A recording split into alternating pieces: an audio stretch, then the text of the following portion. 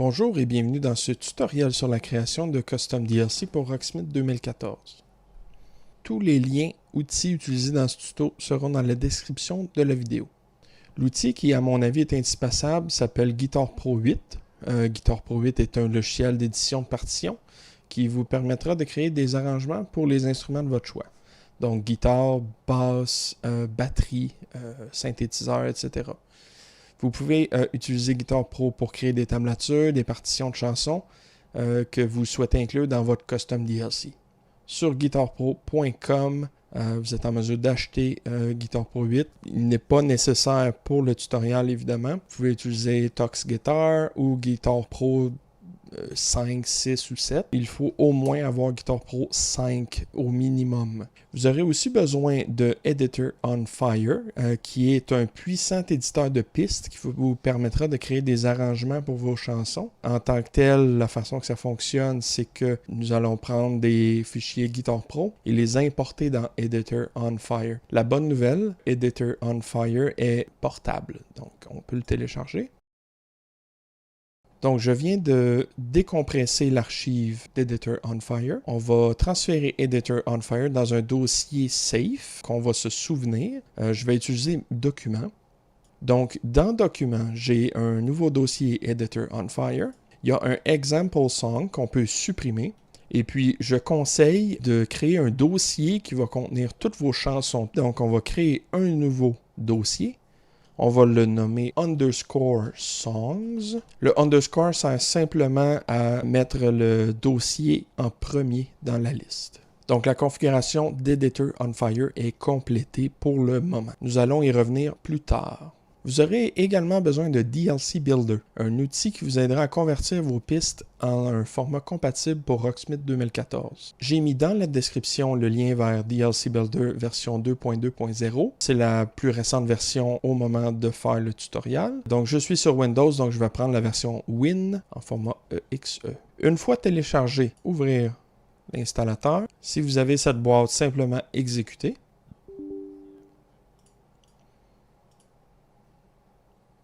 On peut choisir votre dossier ou celui-là simplement.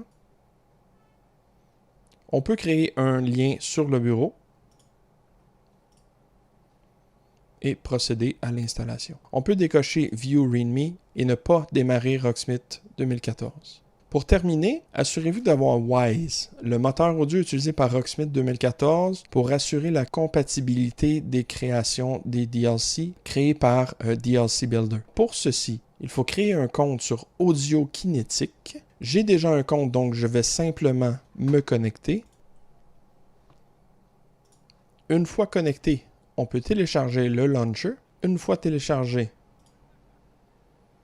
on peut installer le launcher. On accepte les termes. Dans le launcher, on va se connecter avec le compte qu'on a créé tantôt. Une fois connecté, on va dans l'onglet Wwise et on peut installer la version la plus récente. À partir d'ici, simplement besoin de cliquer sur Next. On peut tout désélectionner et cliquer sur Install. On accepte les conditions. Une fois l'installation complétée, simplement fermer le launcher. Donc, pour ce qui est de trouver les chansons, les partitions qui sont déjà faites, il existe plusieurs sites, dont mon préféré, ultimateguitar.com, qui nous permet de télécharger des partitions Guitar Pro, entre autres, et qui peuvent nous faire sauver énormément de temps sur la création des custom DLC pour Rocksmith 2014. Donc, pour utiliser Ultimate Guitar, il vous faudra un compte. Donc, je vous invite à vous créer un compte si ce n'est pas déjà fait et à vous connecter. Avec un compte, vous allez être en mesure de télécharger les Guitar Pro. Donc, à partir de là, il s'agit simplement d'entrer votre artiste ou le nom de votre chanson. Donc, pour les besoins du tutoriel, je vais prendre une tablature que j'ai déjà faite. Donc, je vais chercher pour Alan Jackson Chattahoochee. Donc, on descend en bas complètement, on fait Download Guitar Pro Tab. Ce qu'on peut faire, déjà, c'est aller dans notre dossier EOF, Editor on Fire, et créer notre nouveau projet dans notre dossier qu'on a créé au préalable, _ songs. Donc, ce que je vais faire, c'est que je vais créer un nouveau dossier que je vais appeler Alan Chattahoochee. Et puis, à l'intérieur, je vais sauvegarder mon Guitar Pro 5 avec le bon nom, comme ceci, Save. Maintenant, je vais aller chercher le MP3 de cette chanson et je vous reviens. Parfait, donc j'ai mon MP3 téléchargé. Je suis donc prêt à vérifier mon Guitar Pro 5. Donc, dans mon cas, la basse, ce que je peux faire avec Guitar Pro 8, c'est d'importer l'audio MP3. Donc, je vais rapetisser ça un petit peu pour pouvoir le drag and drop, comme ceci. Et là, on voit que j'ai la piste audio qui s'est importée. Je vais muter tout le monde, sauf l'audio.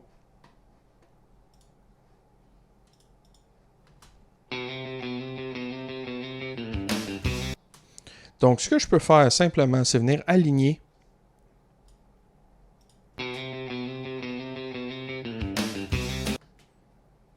on est presque parfait déjà au niveau du tempo. Donc, c'est une bonne nouvelle. On peut aller plus loin et s'ajuster, comme ceci.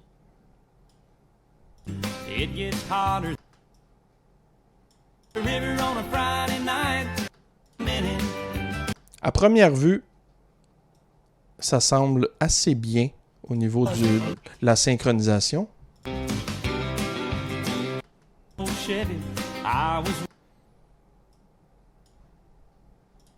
Évidemment, ce n'est pas vraiment important d'être synchronisé. On peut complètement éviter cette manipulation.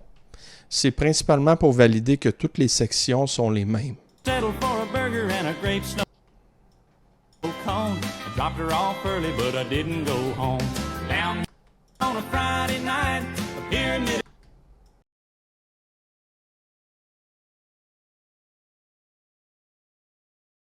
Donc, on voit ici que je dois corriger. Donc, pour fixer une mesure, on peut double-cliquer dessus. Ensuite de ça, je peux étirer. Donc, on sait que ça, le punch est là.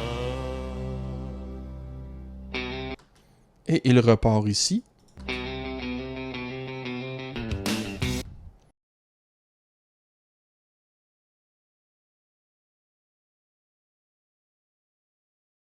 Superbe. Donc, ce que moi je fais normalement, c'est juste valider. Là, je viens de sauvegarder. On va sauvegarder la nouvelle version GP. Étant donné que l'audio est maintenant dans le Guitar Pro, on va sauvegarder ça pour plus tard si jamais on a d'autres corrections à faire. Donc, généralement, ce que je fais, c'est que je vais passer à travers la chanson au complet pour m'assurer que la basse est bonne.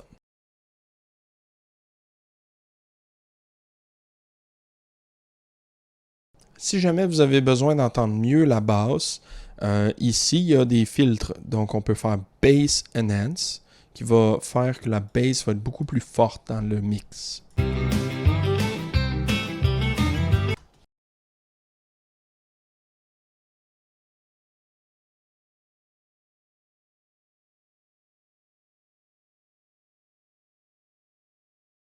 Donc, je viens de terminer la correction de la basse pour cette chanson. Je remarque aussi que l'instrument actuellement est une basse 5 cordes qui n'est absolument pas nécessaire à la chanson. Dans Guitar Pro, on peut aller dans Track et dans le tuning ici, on peut venir dire, bon ben moi, je veux seulement une 4 cordes en mi standard. Et puis, on fait Keep the Fingering pour garder le positionnement des doigts. Et puis, on a une bass 4 cordes qui va être supportée par défaut par Rocksmith. Donc, je fais CTRL-S. Et maintenant, il faut exporter en Guitar Pro 5 pour Editor on Fire. File, Export, GP5. Par défaut, on est dans notre dossier Song de Alan Jackson. C'est parfait. On va venir overwriter notre chanson GP5 ici. On fait Save. Êtes-vous certain? Oui. Donc, on voit que le tempo de la chanson est en 175, 174. Donc, il faut garder ça en tête. Ici, en bas, là, en synchronisant notre chanson, on a appris que c'était à peu près ça, 175. Donc, on va faire dans Editor on Fire à 175 BPM. Donc, on peut réduire notre chanson pour le moment. Et on va créer maintenant notre projet Editor on Fire. Donc, on peut aller dans notre dossier Editor on Fire. On ouvre editoronfire.exe. Donc, dans Editor on Fire, il va y avoir énormément de petits warnings, erreurs. On peut très souvent les ignorer. On va quand même les lire ensemble pour s'assurer qu'on ne manque pas des trucs vraiment importants. Donc, ici, on peut faire OK, c'est pas important. Pour importer le Guitar Pro, on fait File, Import, Guitar Pro. Et on peut aller chercher le Guitar Pro 5 qu'on a généré un peu plus tôt. On va sélectionner un Part Real Bass 22. La différence avec le bass normal, c'est simplement qu'il est plus versatile. Donc, dans tous les cas, je prends celui-là. Si jamais éventuellement j'aurais des basses 5 cordes, ben, cette sélection-là va me permettre de pouvoir le faire. On fait OK. Import Guitar Profiles Time Signature, yes. Est-ce qu'on veut importer les marqueurs et les phases? Évidemment, yes. Et quel est l'instrument? La basse. Import. Maintenant, Editor on Fire nous demande de choisir le MP3. On sélectionne celui-là. On fait Open. Par défaut, je prends tout le temps 192 kB par seconde. C'est la qualité de l'encodage. Donc, vous pouvez sélectionner 320 si c'est important pour vous. Faites OK. Donc, dépendamment de la vitesse de votre PC, l'encodage peut prendre plus ou moins de temps. Donc, ici, on a le manche de la bass avec l'accordage EADG. Et en bas à droite, on a la vue de Rocksmith. On voit aussi, en fait, on ne voit pas actuellement les waves de la chanson. Si on veut les voir, on peut faire F5. Donc là, on les voit apparaître. Ça va nous aider énormément au placement de chacune de nos mesures dans la chanson. Avant d'ouvrir le dossier Editor on Fire, on s'est dit que le beat per minute, donc le tempo, était à peu près à 175. Donc, c'est ce qu'on va faire. On va cliquer sur le 120 ici à gauche. Et puis, on va cliquer sur Beat, BPM, BPM Change. Donc, ça va nous permettre de venir setter ça à 175, comme on s'était dit. Assurez-vous de cliquer, d'avoir coché, en fait, Adjust Notes. Et faites OK. Donc là, on voit tout s'est rapetissé un peu parce que c'est plus rapide. On est prêt maintenant à placer nos notes. Pour faire ceci, on va commencer par placer le début de la chanson. On va cliquer sur le 175 BPM qu'il y a ici et on va le tasser au début de la chanson. Donc si je fais play avec la barre d'espace,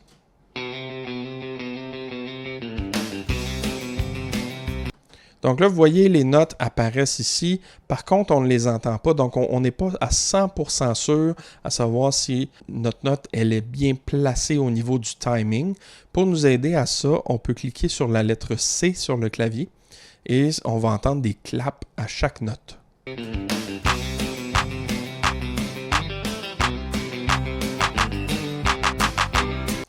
Donc, vous voyez, on est assez proche du vrai tempo. Donc, c'est une bonne nouvelle. On n'aura peut-être pas trop de travail à faire au niveau du placement, ce qui est une excellente nouvelle.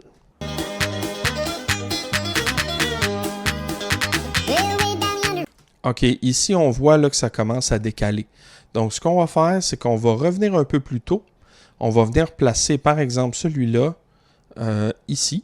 On va venir le placer parfaitement, comme ceci. Et puis, on va aller un peu plus loin et on va le placer. Donc, la mesure 14, on va venir se placer comme ça.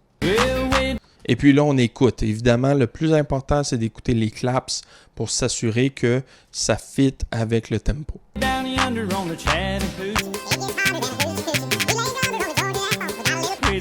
OK, ici, on voit que ça commence à décaler. On se replace tout de suite.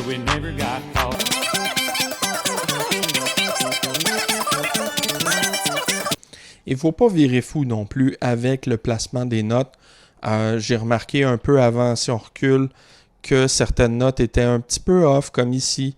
On peut laisser le flow de la musique se placer par lui-même. Ça ne sera pas visible pour l'utilisateur qui joue à Rocksmith de toute façon. Donc, on voit qu'à la mesure 31, tout se replace et ça fait du sens. Donc, on peut laisser chaque note un petit peu décalée comme ça. Tant que le flow de la musique est bon, on ne touche pas à ça.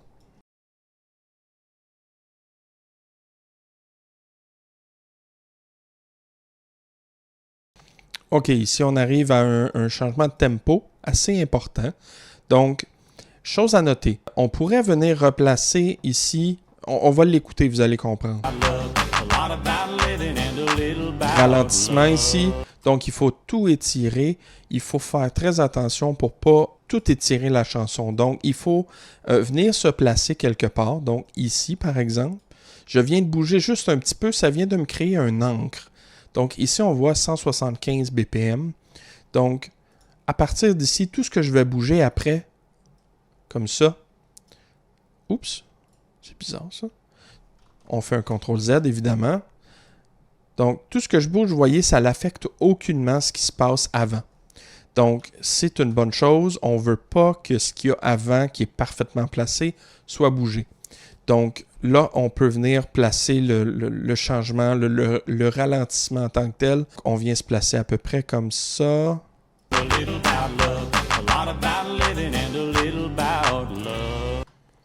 Donc, on entend que la note de bass est à peu près ici. Donc, on va venir se placer ici.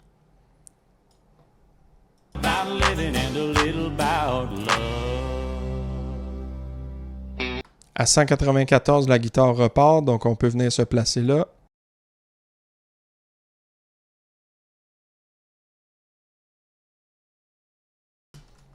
OK, là, je viens d'avoir un bug. Donc, on voit qu'ici, le 3 devrait être sur la mesure 195. On va faire un CTRL-Z ensemble.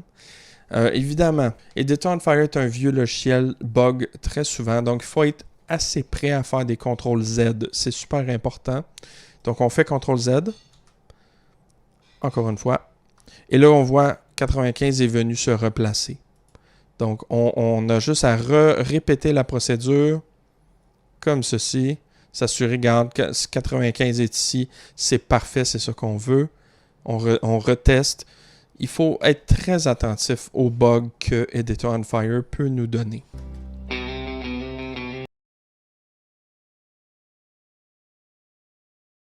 On place la dernière note et on a terminé. Parfait. Donc, on a terminé. On a réussi à tout placer. Donc, si éventuellement on se rend compte que vraiment on a fait une grosse erreur, on peut retourner dans Guitar Pro. On peut corriger ce qu'on a à corriger, réexporter en Guitar Pro 5 et simplement revenir ici dans File, Import et Guitar Pro. Donc, on peut réécraser notre Guitar Pro. Ça ne va aucunement affecter le positionnement de nos mesures. Évidemment, si on vient ajouter des mesures, on ne sait pas trop ce qui peut arriver. Moi, je ne l'ai jamais fait personnellement, donc ma structure est bonne déjà au début. L'important, c'est de venir placer le timing, donc le tempo dans Editor on Fire et s'assurer que les notes sont valides. Je pourrais revenir sur plus de détails sur comment utiliser Editor on Fire au niveau des placements de notes et des shortcuts. Mais pour l'instant, c'est le feel overall de comment on crée notre partition de bass dans Editor on Fire. On est prêt à sauvegarder, ce qui va générer notre fichier XML. Donc, on fait CTRL-S. Et là, les erreurs commencent. Donc, on nous dit qu'il faut venir placer les différentes phases et les nommer. Donc, est-ce que vous voulez placer les phases et les corriger? Donc, on fait oui. Et puis là, Add Event vient d'apparaître. Donc, on voit ici que l'événement qui nous pointe, c'est le verse 1. Donc, on va faire le tour de tous nos événements et on va les renommer simplement. Donc, verse. Là, c'est maintenant chorus qui est écrit. On va écrire chorus. On va écrire verse, parce que c'est écrit verse 2. Verse 3, on va écrire verse. Chorus. Verse. Solo. Verse. Parfait. Là, on a dit at least one RS section phase has a non-alphanumeric character in its name. On ne s'en fait pas avec ça. Il nous demande tout le temps cancel, save. On fait tout le temps non. Cancel, save, non. Donc là, on nous dit des petites erreurs de fin, des warnings en fait, qu'on peut complètement ignorer. On fait OK. Parfait. On voit, ça ne nous dit pas success ou whatever, ça l'a sauvegardé. Et on peut maintenant voir dans notre dossier Songs et dans Alan Jackson, on peut maintenant voir le part Real Bass 22 XML, ce qui est excellent. On peut maintenant bâtir notre DLC avec ça. Donc, nous sommes maintenant prêts à créer notre custom DLC. On va évidemment garder ouvert Editor on Fire parce que ça arrive quand même assez fréquemment qu'on se rend compte de bugs ou de trucs qui ne fonctionnent pas bien dans Rocksmith quand on teste. Donc, on va le garder ouvert juste au cas. On peut ouvrir DLC Builder. Donc, étant donné que c'est la première fois qu'on l'ouvre ensemble, on va juste faire un petit tour dans les configurations. Donc, dans File, Configuration. Ici, ce qu'on va faire, c'est aller valider les paths. Donc ici, dans l'onglet paths, il y a le test folder et le DLC folder. Donc le test folder, c'est un dossier que généralement moi-même je crée, ce qui permet en fait à DLC Builder de générer les fichiers test avant d'avoir le vrai release. Moi, je le mets dans mes DLC, donc on clique sur les trois petits points. Si vous êtes sur Steam, évidemment, vous allez dans votre dossier Steam, Steam Apps, Common, Rocksmith 2014, DLC. Et dans ça, j'ai créé un dossier qui s'appelle CDLC Test. On sélectionne ce dossier-là, on fait Select Folder. Pour ce qui est des DLC, donc ceux qui sont approuvés, si on veut, et générés, qui sont vraiment terminés, on peut cliquer sur les trois petits points. On va exactement au même endroit, mais moi j'ai créé un dossier qui s'appelle Custom DLC. Évidemment, ce n'est pas obligatoire. Le plus important, c'est que ça soit dans le dossier DLC de Rocksmith 2014. Pour ce qui est de Wwise, on avait installé Wwise dans le premier vidéo tutoriel, ou en fait au début du tutoriel. Automatiquement, il est détecté habituellement. Donc, nous, on avait installé 2022, si ma mémoire est bonne, ou 2021. Donc, on est plus récent que 2019. Donc, on est all set pour créer notre DLC. Donc, première étape, on va entrer les informations de l'artiste et le titre de la chanson. Je vais me simplifier la vie. Je vais venir copier Alan Jackson comme nom d'artiste, Chattahoochee comme nom de chanson. Le DLC key doit être unique. Et pour mieux le reconnaître, on va simplement l'appeler le nom de l'artiste et le nom de la chanson. Tout en minuscule, pas d'espace, le plus simple possible. Chattahoochee. Le plus important, c'est qu'il soit unique. Donc le nom de l'album, j'ai aucune idée et il nous faut aussi la pochette de l'album en format carré, idéalement. Donc on s'en va sur Google. On écrit Alan Jackson Chattahoochee. Donc, on voit que c'est sorti en 1992 sur l'album A Lot About Lovin'. Fait qu'on va copier le nom de l'album. On met le nom de l'album. C'est sorti en 1992. On va venir mettre l'année ici. On va cliquer sur le nom de l'album. Et on va aller dans Images. Donc, généralement, les premières images sont les images de l'album en tant que tel. Si je clique ici sur le lien amazon.com, on voit qu'on a une image ici de 1000 par 976. Ça fait le travail. On right-click dessus. On fait enregistrer l'image sous. Et puis là, on peut enregistrer ça dans notre dossier Editor on Fire, Songs, et puis le nom de notre chanson. Généralement, je le rappelle, je le renomme Album. Et voilà, ça c'est nommé. On retourne ici, on clique sur le disque. Et on va dans Alan Jackson et on clique sur l'album. Et voilà, la suite, l'arrangement. Donc là, on peut importer tous nos arrangements. Si vous avez fait de la guitare, si vous avez fait de la bass, des instruments autres, on peut les ajouter à partir d'ici. Donc on clique sur le plus. On est dans le dossier Alan Jackson. On clique sur le fichier XML qu'on va importer, on fait Open. On peut cliquer sur Bass. Donc, si jamais vous avez une chanson qui est en un tuning autre que Mi standard, il faudra venir ici et changer le tuning. Donc, vous voyez, ça change à gauche. Donc, il s'agit simplement de choisir le bon tuning. Si c'est une piste de bass qui a besoin d'être jouée au pic, on peut cocher pic ici aussi. Maintenant, on va importer l'audio. Donc, on clique sur le petit dossier ici. Et on va prendre le guitar.ogg qui a été généré par Editor on Fire. On clique sur Open. Et par défaut, le volume en dB est ajusté automatiquement dépendamment du volume de la chanson. Donc, je déconseille fortement de jouer avec ce volume. Donc, on est maintenant prêt à tester. Donc, on clique sur Build Test. Et en bas à droite, on voit Building, Package Build Completed. Donc, bonne nouvelle, si on va dans notre dossier DLC, le CDLC test qu'on a configuré tantôt, on va voir les différents tests que j'ai faits par le passé, mais Alan Jackson, Chattahoochee qui est ici. Donc là, on est prêt à aller dans Rocksmith 2014 pour tester la chanson. Je vais vous épargner le test, mais disons qu'il y a une erreur. Vous testez dans Rocksmith et ce n'est pas bon.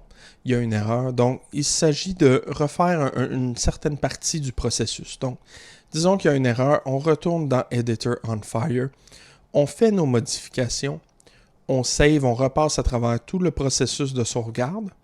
Une fois que c'est sauvegardé, on a notre nouveau fichier XML qui a été créé. On revient ici dans le DLC Builder. On supprime l'instrument en question et on le réimporte. Comme ceci. Open. On refait le tuning s'il y a eu du tuning à modifier et le pic. Et puis on peut recliquer sur Build Test. Ils vont générer, en fait, le DLC Builder va générer une version 2 de votre Custom DLC, ce qui va vous permettre de le retester. Une fois que tout est beau, que vous avez joué la chanson et que la chanson est bonne, on est prêt à Build Release. Donc, on clique sur Build Release.